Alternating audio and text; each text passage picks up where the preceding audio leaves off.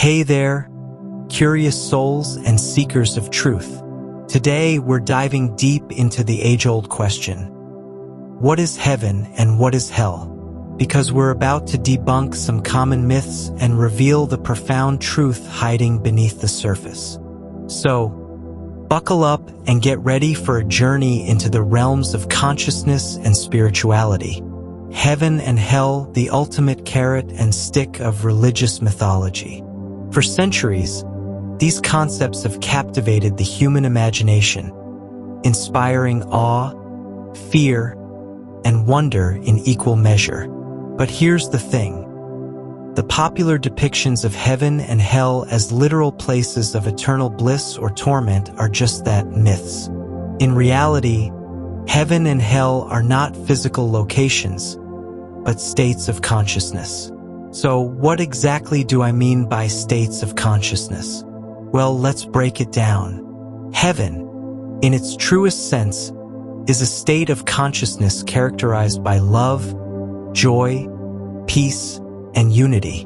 There is no separation, no judgment, no fear, only love, peace, and unity. It's a state of being in which we feel one with everything around us and to the universe at large. It's a natural state of profound harmony and bliss, where every moment is imbued with meaning and purpose. Ultimately, this is to transcend the egoic pain body and discover the unchanged formless essence that resides within each and every one of us. It's a state of being where we realize that everything is part of the whole and perfect as it is. The Bible calls it the Father. It doesn't matter what you call it. Some people call it the All, the Great I Am, the Great Mystery or Source. That's heaven. But here's the kicker. Heaven is not some distant paradise reserved for the afterlife. It's a state of consciousness that we can access right here, right now in this lifetime. It's a state of being that transcends the limitations of the egoic mind and allows us to tap into the infinite wellspring of divine consciousness within. So, how do we find heaven within ourselves? It begins with transcending the egoic pain body and recognizing the divine essence that resides within each and every one of us. It's about quieting the mind, opening the heart, and surrendering to the flow of life with an open heart and mind. In the end, my dear friends, heaven is not a destination we strive to reach. It's a state of consciousness we awaken to within ourselves. It's a journey of self-discovery and liberation, a journey that leads us back home to the eternal essence that resides within each and every one of us. Now, let's talk about hell. What is it? Hell is a state of consciousness characterized by fear, suffering, anger, and separation. It's a state of being in which we feel disconnected from ourselves, from others, and the universe. It's a state of inner turmoil and torment, where every moment is clouded by negativity and despair. Let me fully describe it. Hell, in its truest form, is to be enslaved by your own mind, the egoic pain body that creates suffering for yourself and others. This is when you completely derive your sense of self from this separate self, the personality as you want to call it. The more you are identified with this ego pain body, the more it takes over your life and creates pain and suffering for yourself and others. But it's not just about individual pain body. It's about the collective human pain body that we all contribute to and are affected by. Imagine, if you will, a world where everyone is trapped in their own personal hells, where fear, anger, and resentment reign supreme. It's a world where people are driven by their egos, consumed by their desires, and blinded by their judgments. It's a world of division, conflict, and separation. A world that reflects the collective pain body of humanity. But here's the thing. Hell is not some far-off destination reserved for the afterlife. It's a state of consciousness that we create right here, right now in this lifetime. It's a state of being enslaved by the egoic mind, perpetuating cycles of suffering and pain for ourselves and others. So, how do we free ourselves from the grips of hell?